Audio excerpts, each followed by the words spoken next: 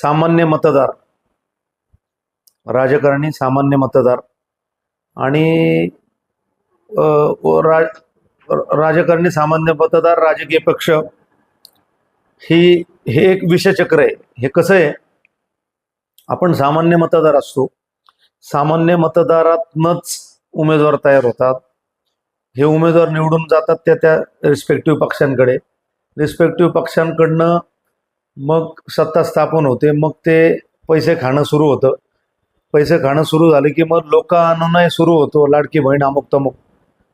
मग परत सामान्य मतदार त्या लाईनीत उभे राहतात, सामान्य मतदार लाईनीत उभे राहतात आणि मग परत राजकारण्यांना तो पैसा वसूल करायचा असतो. मग परत ते हिरिरीने निवडणुकांना उभे राहतात, कारण गेलेला पैसा वसूल करायचा. म्हणजे हे जे आहे की सामान्य मतदारांपासून होणारे राजकारणी, ह्यातली जी सायकल आहे हे विषचक्र आहे, विशेष सायकल आहे. ही ब्रेक होणं गरजेचं आहे.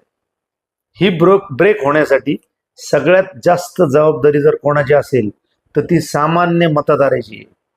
कारण आपल्यातनंच उमेदवार आपण देतो आणि त्यातनंच राजकारणी तयार होतात, त्यातनंच पक्ष फॉर्म होतात.